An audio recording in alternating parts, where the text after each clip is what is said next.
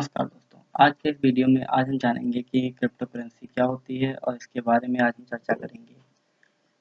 तो पहले जान लेते हैं कि इसके बारे में क्या क्या है इसके बारे में, और फिर इसके बारे में जानेंगे। इसके बाद हम लोग जानेंगे process of crypto currency, its usages, future of crypto currency in India, इसके फ्यूचर क्या होने वाले हैं क्रिप्टो करेंसी के, challenges of crypto currency, what danger in crypto currency, crypto currency को यूज करने में हमारे लिए खतरा क्या है, और कितने what loss of some users in crypto currency whose use many times, और जो बहुत दिनों से क्रिप्टो करेंसी का यूज कर रहे हैं उनका नुकसान क्या हुआ है, कितने रुपयों का नुकसान, कितने क्रिप्टो करेंसी, कितने बिटकॉइन का नुकसान हुआ है, इसके बारे में हम चर्चा करेंगे।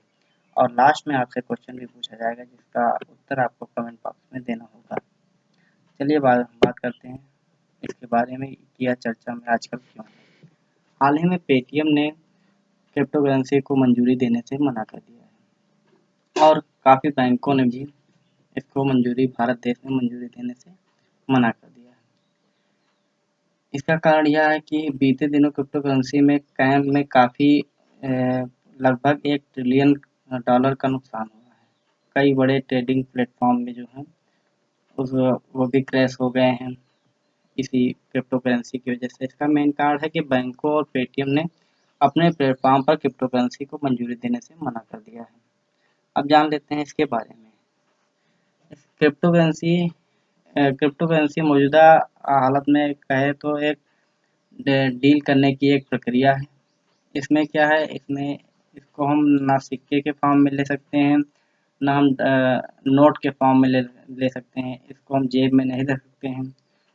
ये ऑनलाइन सुविधा है जो शेयर बाजार में यूज की जाती है।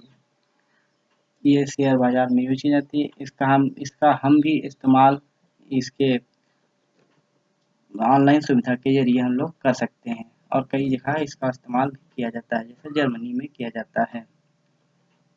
हम बात कर लेते हैं कि क्यों चर्चा में है। इससे क्रिप्टो करेंसी मौजूदा हालात में इस जो बैंकों ने इसको मंजूरी नहीं दी, तो इससे क्या हुआ कि क्रिप्टो करेंसी का जो लेन देन है वो आगे नहीं बढ़ पा रहा है। क्रिप्टो करेंसी एक वर्चुअल करेंसी होती है, डिजिटल करेंसी इसको भी कहते हैं। आसान भाषा में कहें तो क्रिप्टो करेंसी किसी मुद्रा का एक डिजिटल रूप है। करेंसी से भी हम लेन देन कर सकते हैं। क्रिप्टो करेंसी को सरकार मंजूरी नहीं देती है, इससे कोई विनिमय मंजूरी नहीं दी जाती है, और बाकी गवर्नमेंट इसको अन्य देशों में इसको मंजूरी है, लेकिन इधर अपने भारत देश में इसको मंजूरी नहीं दी जाती है।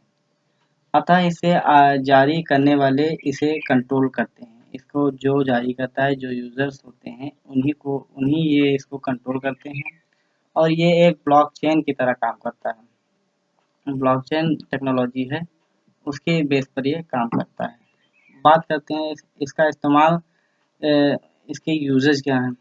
इसका इस्तेमाल डिजिटल दुनिया में केवल होता है। इसका इस्तेमाल जो है वो केवल डिजिटल दुनिया में होता है।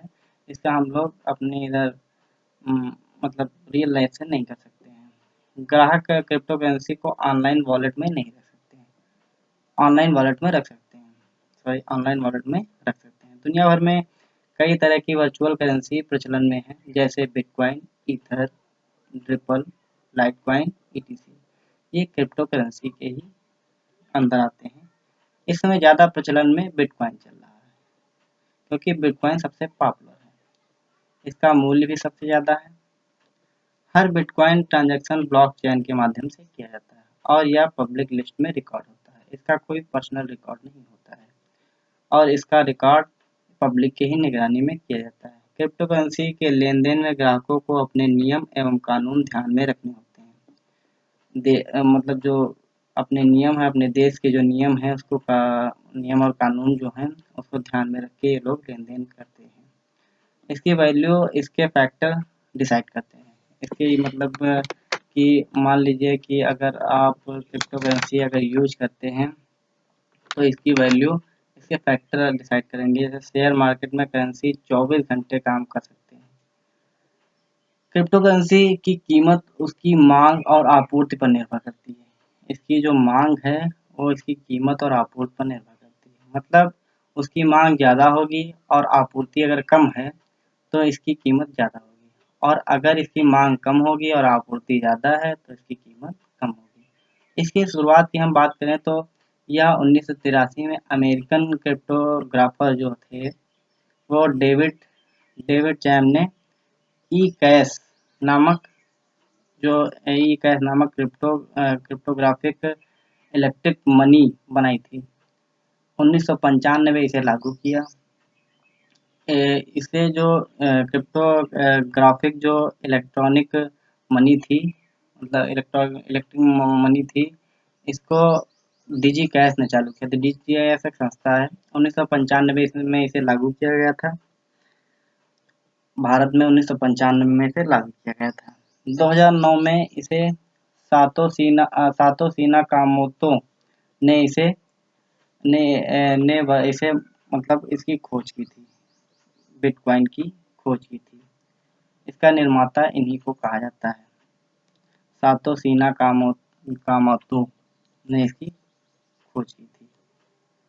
इसके बाद ही क्रिप्टो करेंसी को दुनिया भर में लोकप्रियता मिली। इसको खरीदा और बेचा नहीं जा सकता है। इसको खरीदा और बेचा अपने रियल लाइफ में खरीदा बेचा नहीं जा सकता। इसको ऑनलाइन माध्यम से खरीदा और बेचा जा सकता है। या फिर किसी ऐप के माध्यम से इसको खरीदा बेचा जा सकता है। इससे P2P पर्सन या पर्सन टू पर्सन ट्रांजैक्शन होता है। पर्सन जैसे एक पर्सन दूसरे किसी पर्सन को ट्रांजैक्शन दे, तो इस तरीके से इसका ट्रांजैक्शन होता है। इसको खरीदने और बेचने में काफ़ी आसान होता है, काफ़ी आसानी मिलती है इसको खरीदने और बेचने में, क्योंकि ये डिजिटल है। इसको सेकंडों में लेन देन हो जाता है। इसका एक्सचेंज आसानी से किया जा सकता है। शेयर मार्केट में करेंसी 24 घंटे काम करती है। शेयर मार्केट में ये करेंसी जो है 24 घंटे काम करती है। भारत में क्रिप्टो करेंसी का भविष्य क्या है ये देख लेते हैं। Future of crypto currency in India. हमारे देश में इसे खरीद व बेच सकते हैं। हम इसे अपने देश में खरीद व बेच सकते हैं, लेकिन इसे कोई गवर्निंग मान्यता नहीं है। 2018 में क्रिप्टो करेंसी को लेकर आरबीआई ने एक सर्कुलर जारी किया था। क्रिप्टो करेंसी के व्यापार में लोग लगातार रोक लगा दी थी। जो क्रिप्टो करेंसी का व्यापार था उसमें आरबीआई ने रोक लगा दी थी, क्योंकि इसका व्यापार कुछ ज़्यादा हो रहा था और इसके नुकसान भी थे। लेकिन 2020 में हाई कोर्ट ने फरवरी आरबीआई की जो रोक लगाई थी उसको खारिज कर दिया और जो क्रिप्टो करेंसी का व्यापार जो है वो फिर से चलने लगा। अब इसके देख लेते हैं इसकी चुनौतियाँ क्या हैं। पूरी व्यवस्था ऑनलाइन होने के कारण इसे हैक करना आसान होता है। मतलब इसको जो हैकर होते हैं वो उसको आसानी से हैक कर देते हैं। इसकी सबसे बड़ी समस्या है कि इसका ऑनलाइन होना। इसकी सबसे बड़ी समस्या इसका ऑनलाइन होना है, इसलिए इसको एक असुरक्षित मुद्रा माना जाता है। बैंक भी इसे इसके लिए जो है वो तैयार नहीं है, इसीलिए इसको मंजूरी नहीं दी गई है। इसके लेन-देन के लिए ज़्यादा बिजली की भी आवश्यकता होती है, जो इंडिया में पॉसिबल नहीं है या फिर मुश्किल है। अब बात कर लेते हैं कि जो ये क्रिप्टो करेंसी है इसके यूजेस क्या हैं और इसको हम जो है इन्वेस्ट कैसे कर सकते हैं। इसका अपने देश में ना चलने का कारण उतार चढ़ाव है। एक ये भी कारण है इसका जो है जो क्रिप्टो करेंसी ना चलने का कारण जो है इसके रेट का उतार चढ़ाव रहता है। मतलब अभी बात करें कि जनवरी में इसका रेट काफ़ी हाई हो गया था, $42,000 हो गया था इसका रेट। और फरवरी में देखें 1 महीने बाद ही इसका रेट जो हो गया वो 30,000 गिर गया था। अब फिर से 1 सप्ताह के बाद फिर से इसका रेट जो है बढ़कर $40,000 हो गया। इससे जोखिम बढ़ सकता है। मतलब इससे काफ़ी यूज़र जो है उनको मतलब नुकसान हो सकता है और काफ़ी यूज़र को फ़ायदा भी हो सकता है। तो इससे जोखिम भरा हो सकता है और इसीलिए इसी के कारण है जो सरकार इसे मंजूरी नहीं दे रही है। इससे यूज़र अचानक मतलब इसका फ़ायदा होना और नुकसान होना, इसी कारण इसे मंजूरी नहीं दे रही है।